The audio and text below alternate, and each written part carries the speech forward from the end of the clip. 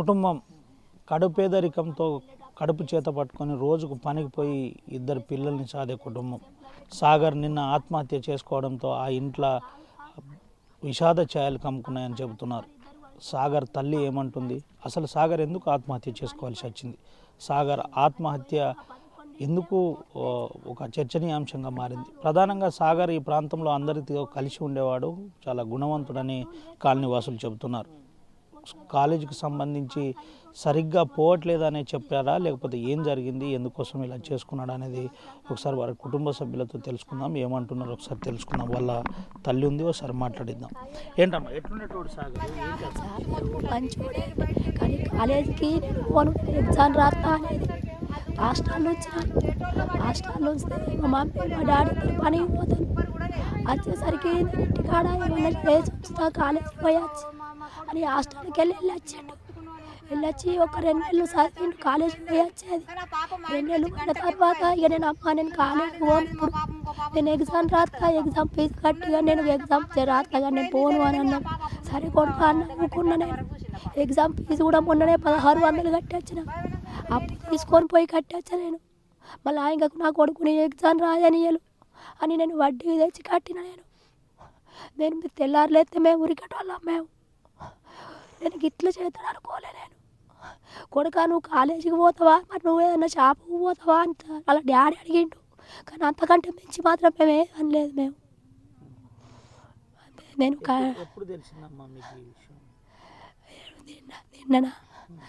11కి తెలిసింది మాకు. 11కి తెలిసిన వాళ్ళు మేము పని మీదకి వెళ్ళి వచ్చినాం. మేము వచ్చేసరికి బెడ్ మీద వేసి ఉన్నాడు, నా కొడుకుని వేసి ఉంచిల్లు. నా కొడుకుని వేసించిల్లు, ఎవరు వేసిండ్రు అన్నది కూడా నాకు తెలియదు. పోలీసు వాళ్ళు వచ్చేసిల్లా, ఈ వాడోళ్ళు వేసిల్లా, ఎవరు వేసిల్లు అన్నది మాత్రం నాకు తెలియదు. నేను వచ్చేసరికి ఇక బెడ్ మీద వండబెట్టున్నాడు నా కొడుకు. అమ్మా అన్నయ్య అన్నయ్య అన్నయ్య, నా అన్నయ్య నాకు కావాలన్నా బిడ్డేసింది. నా కొడుకుని మాత్రం నేను ఒక్కనాడు నేను పన్నెత్తి మాట అనలే. నేను 5 అంటే 5 ఇచ్చేటోని ఇచ్చేదాన్ని, 10 అంటే 10 ఇచ్చేదాన్ని నేను. కానీ నా కొడుకు ఇంట్లోకి వెళ్ళి కూడా వెళ్ళకపోవు. పోతే వాళ్ళ దగ్గరికి అన్నా ఎడికన్నా దోస్తు రమ్మంటే పోయేది, ఇట్లా పోయి అట్లా వచ్చేది, కానీ లేటుగా చేపు ఉండకపోవు. ఊరుకు అంత మంచోడే నా కొడుకు, ఎవరికి కూడా తనంగా లేకుండే. ఊరికి ఎంత మంచోడైతే నా కొడుకు. మంచిరాలు ప్రతిభ కాలేజీలో చదివేది. గవర్నమెంట్ కాలేజ్ చదువుతాను అన్నాడు ఫస్ట్. అలా టీసీ ఇచ్చి వచ్చిండు. టీసీ వచ్చినాక నాకు గవర్నమెంట్ కాలేజీలో చదవబుద్ధి అయితే లేదు, నేను పోతే ప్రైవేట్ దాంట్లో పోతా, లేకుంటే లేదన్నాడు. కొడుకు మరి ఎట్లా, నువ్వు ఎట్లుంటుంది నువ్వు చదవకపోతే అని అంటే, నీ ఇష్టము అని అన్నాక ప్రతిభ కాలేజీ వాళ్ళు ఇక్కడికి వచ్చిండు. వీడికి వస్తే మాట్లాడినాం, చిన్న మరి మా ఈ ప్రతిభ కాలేజీలో చదువుతావా అని అన్నా. అంటే మీ ఇష్టం అమ్మ, మీరు పైసలు కడితే నేను చదువుతా అని అన్నాడు. నువ్వు చదువుతానంటే నేను కడతా కదా కొడుకు, నేను అప్పు తెచ్చి నేను కడతానని చెప్పిన. నేను సరే పోతా అని అన్నాక హాస్టల్ ఫీజు మాట్లాడుకున్నాం, కాలేజీ ఫీజు మాట్లాడుకున్నాం, పేరు రాసుకున్నాడు. సార్ పోయిండు. మళ్ళీ కాలేజ్ స్టార్ట్ అయినాక మేము ఇద్దరం పోయి ఏం చేసి వచ్చినాం. ఎప్పుడు చూసినావు అన్నను? ఎప్పుడు చూసినావు? నేను మా ఫ్రెండ్ వచ్చిందని లోపలికి వేసేపు మా అన్న వేసుకొని ఉన్నా. అట్లనే భయం అయినాక ఆంటీలను పిలిచిన. నేను అన్నయ్య కావాలా నాకు.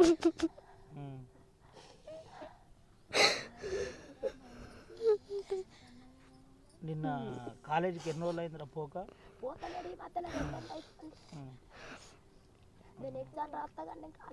అన్న చివరిసారిగా ఎప్పుడు మాట్లాడి నీతో?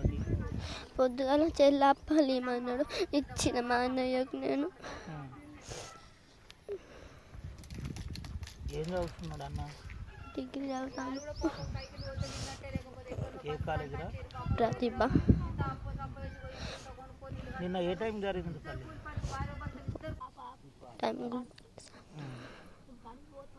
ఇది పరిస్థితి. మా అన్న కావాలి, మా అన్న ఎప్పుడు మాతో కలిసి ఉండేటోడు, మా అన్న లేకపోవడం చాలా బాధాకరమని చెబుతున్న పరిస్థితి కనబడుతుంది. పూర్తిగా ఆ విద్య కడుపేదరికంలో మేము విద్యతో మా బతుకులు మారుతాయని అనుకున్నాము. అందుకనే మా కుమారుడు సాగర్ని నేరుగా కాలేజీకి పంపేవాళ్ళం, కౌలి పని చేసుకొని మరి ఫీజులు కట్టేవాళ్ళం.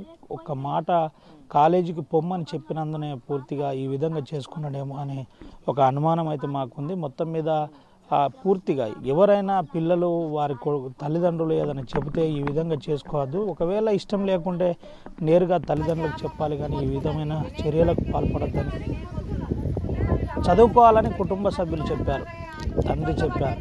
అయినా క్షణికావేశంలో పూర్తిగా ఇటు ఉరివేసుకొని ఆత్మహత్య చేసుకున్న పరిస్థితి గుడిపేటలో కనబడింది. ఒకసారి ఏం జరిగింది, ఎందుకు ఆత్మహత్య చేసుకోవాల్సి వచ్చింది తెలుసుకునే ప్రయత్నం చేద్దాం. ఏం జరిగిందమ్మా? ఏం జరిగిందో మాకు తెలియదు సార్. మేము ఆ పాప మొత్తుకున్న వాళ్ళు, చెల్లె మొత్తుకున్న వాళ్ళే మాత్రం వచ్చినాం. వచ్చి తలుపు తీసి చూసే వరకు మొత్తం ఉరేసుకొని ఉన్నాడు. మేము అందరూ కాపాడదామని అందరం వెళ్ళినాం, ఎవరు కూడా కాపాడే స్థితిలో లేకుండే. ఇక మేము బయటకు వచ్చి అందరం మొత్తుకునే వరకు ఇళ్ళలో కూడా బాగా మంది కూలి పనికి వేయరు, ఎవ్వరు కూడా లేరు. మేమే మొత్తుకున్న వాళ్ళు ఆడవాళ్ళు అందరు వచ్చి చూసే వరకు అని ఎప్పుడు చనిపోయి ఉన్నది తెలియదు సార్. ఇంట్లో ఏం జరిగింది కూడా మాకు తెలియదు అంతే. ఏంటమ్మా అంటే ఎట్లుండేటోడు ఏంటి? అబ్బాయి చాలా మంచోడు సార్, చాలా ఎవరితో కూడా ఎక్కువ మాట్లాడేటోడు కాదు, ఎవరితో ఏమి అనేటోడు కాదు, చాలా మంచోడు వ్యక్తి మాత్రం. డిగ్రీ ఇంటర్ ఫస్ట్ ఇయర్ చదువుతాడు.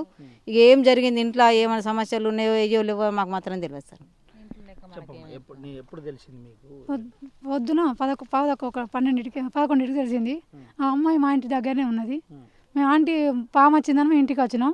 వచ్చేసరికి ఆయన ఊరు పెట్టుకుంటాను ఆంటీ కాపాడదామనే ఉద్దేశం కొద్ది వచ్చినాం.